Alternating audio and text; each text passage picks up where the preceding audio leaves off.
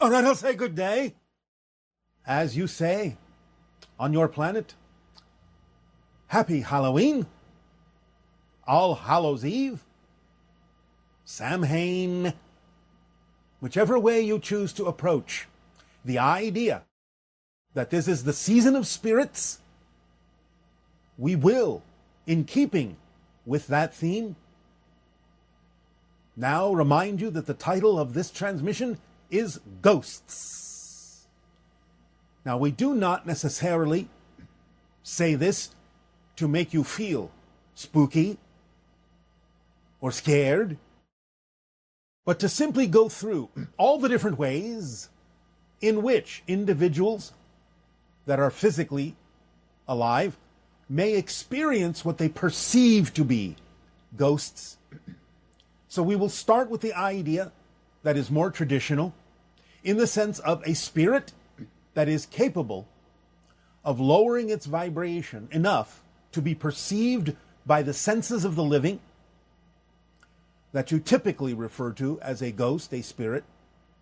when it appears in your world, in your reality. The idea being that spirits who pass over, as you say, who die, who transition, may not always go all the way for a variety of reasons. Some may have unfinished business on earth. Some, because of their belief systems, may not have had a particular expectation or assumption of what they would experience in the so-called afterlife, and thus be a little bit confused about where they are. Some even may not even know they're dead and are wandering, looking for reasons why no one can hear them or see them. But now and then, either due to a lowering of their vibrational frequency, sort of similar to the idea of invisible ultraviolet light lowering its frequency to become visible as part of the visible spectrum of light, going down into violet and blue and so on and so forth. If they lower their frequency, they may become visible to those in the physical realm, or those in the physical realm may have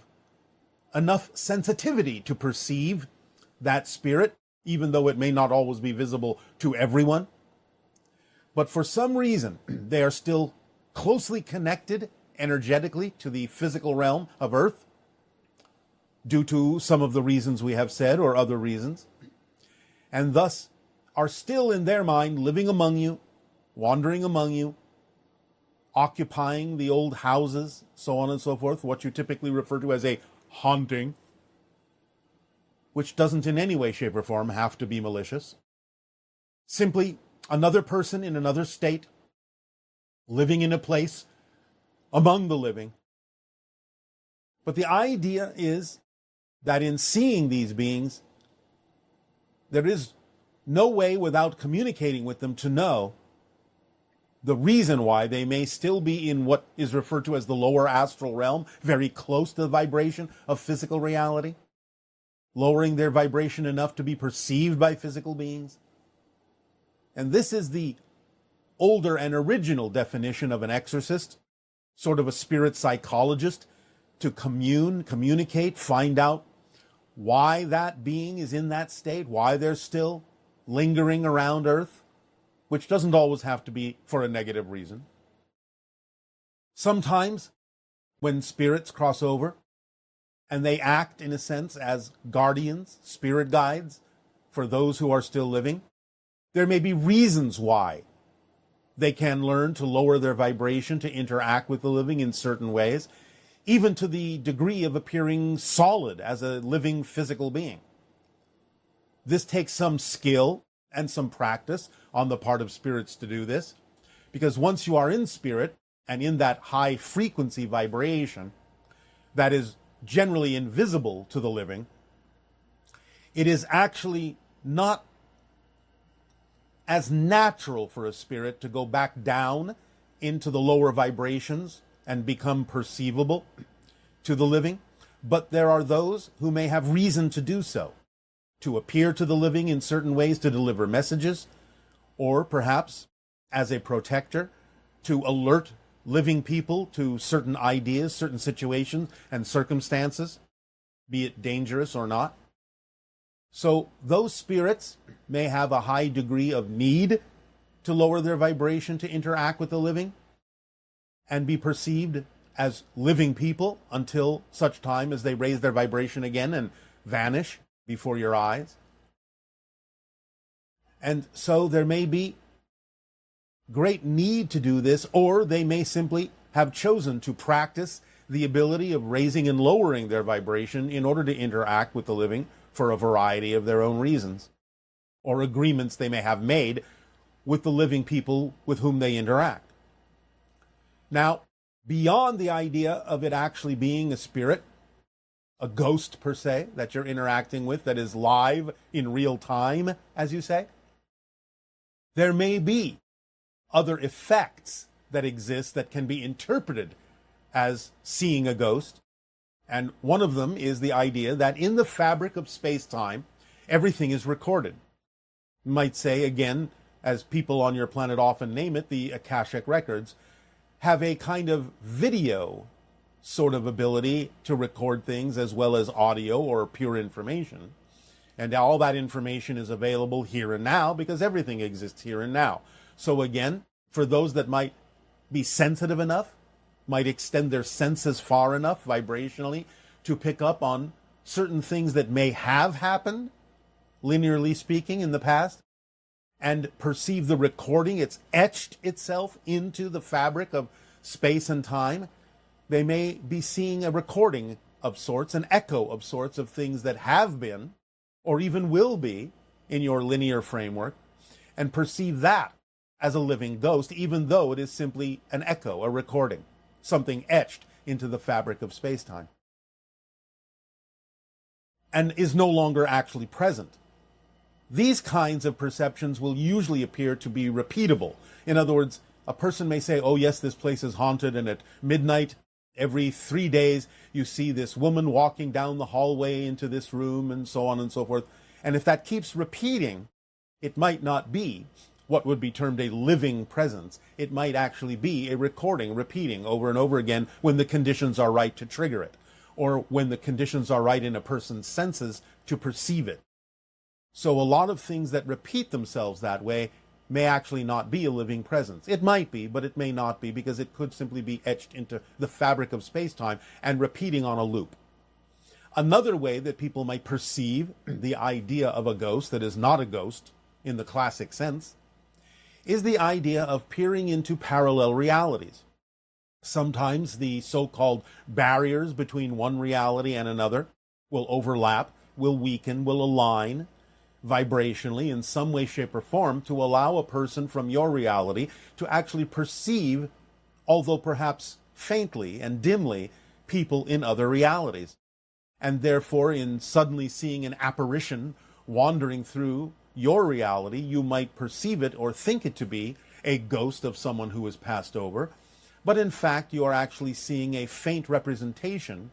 of a person in another reality who is just going about their business, but may seem to you to be a ghost. And they may be able to perceive you that way at that moment as well, and go back to their friends and family with tales of having seen this ghost. And they're just describing you, because again, the veils between the different realities may have weakened for some reason at that point, because these fluctuations do often happen. There are doorways and portals that open to different dimensions on a regular basis, and some of them are random, and sometimes these openings and closings can allow one in your reality to peer into other realities temporarily until they close again.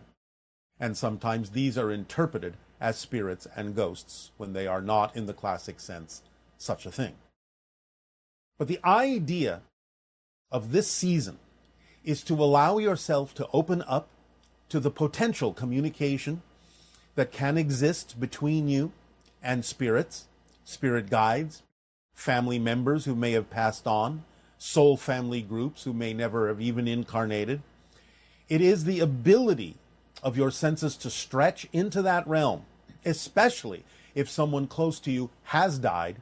and is encouraging you to stretch your senses to connect with them in the spirit realm. This is the perfect season and timing to allow yourself to practice this. And this will be the subject of our meditation today to give you an opportunity to do so. So, allow yourselves during your Halloween season, while having fun, playing scary, while having fun being spooked out, while having fun imagining all sorts of strange apparitions and so on and so forth, keep in a corner of your mind the realization that this, in the vibrational cycles of Earth, is also when the veils are thin between the physical and the non-physical. Because remember, the physical is just a projection of consciousness. You yourselves, in a sense, are projections of consciousness as physical beings. So you yourselves, in a sense, are all ghosts, because your natural state is as a spirit, and you are just pretending to be in a physical, solid reality. So you are all ghosts in physical reality, which itself is a ghostly apparition of a consciousness idea that you are exploring. So in remembering that, it can amplify your ability to remember that all of these spirits are right with you and you are right with them, still in spirit with them, while dreaming that you are not. Allow yourself the opportunity to feel that and maintain that connection and increase that connection between yourself and the spirit realm, becoming more lucid and conscious about the fact that physical reality is, in a sense, just an apparition that you're playing around in. And allow yourself this opportunity, because as we do approach the idea of the window of contact and the increase in the splitting prism into different parallel versions of Earth, maintaining and increasing your connection to the spirit realm that you occupy now, right now, as your natural state, will serve you in a variety of ways that we will go into the closer we approach to the beginning of the window of open contact.